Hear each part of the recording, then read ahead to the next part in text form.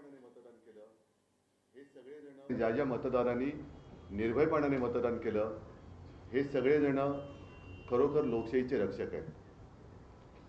मुंबईमध्ये आमचा महापौर होणार आणि व्हावा अशी आमची एक इच्छा होतीच, आजही आहे. तो आकडा आम्ही आज तरी काही गाठू शकलेलो नाही, पण ह्या सर्व त्यांच्या खेळाला उत्तर देऊन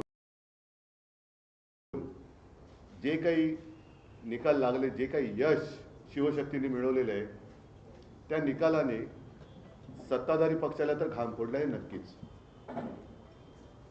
कारण त्याने एक्झिट पोलचे आकडे असतील किंवा आणखीन काही गोष्टी असतील, या सर्व म्हणजे एकही प्रयत्न त्यांनी असा सोडला नाही की जिथे शिवसेना नामोहरम होईल.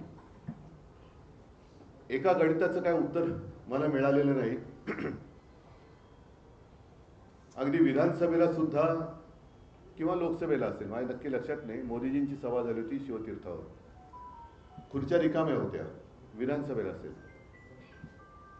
याही वेळेला आमची सभा झाली. मी आणि राज पहिल्या प्रथम शिवाजी पार्कला एकत्रित आलो. एकत्रित तर यापूर्वी सुद्धा होतो, शिवसेना प्रमुख होते तेव्हा, पण एका व्यासपीठावरनं आम्ही भाषण केली. आदित्यने पण केलं.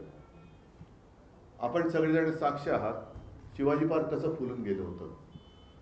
त्याच्या दुसऱ्या दिवशी सगळी जी काय खुर्च्यांची गर्दी होती, ती गर्दी, त्या गर्दीचा प्रतिसाद म्हणजे आमच्याकडे गर्दी जमते पण मतदान होत नाही, पण त्यांच्याकडे खुर्च्या मतदान करू शकतात हे पहिल्या प्रथम आम्हाला कळलं. रिकाम्या खुर्च्या मतदान कशा करू शकतात, हा एक न सुटलेलं उलगडलेलं कोड आहे.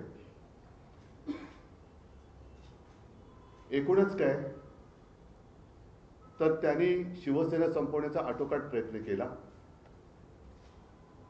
आणि त्यांनी जे काही पैशाचं वाटप केला गेल्या 4 दिवसामध्ये निवडणुकीच्या आधी, तो 4 दिवसापुरता वाटप नव्हता.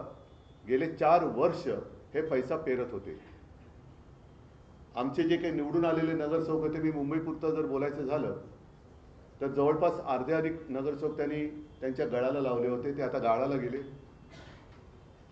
4 वर्ष त्यांनी त्यांच्या आमदारांना, नगरसेवकांना, नगरसेवक नसताना सुद्धा काही पदाधिकाऱ्यांना सुद्धा विकास निधीच्या नावाखाली आम्हा पैसा वाटला. अगदी निवडणुकीच्या तोंडावर सुद्धा प्रेशर कुकर असेल, मिक्सर असेल, साड्या असेल, म्हणजे प्रचंड तिकडे हा कालचा का परवाचा लोकसत्तेचा अग्रलेख चांगला आहे. हा पैसा येतो कुठून?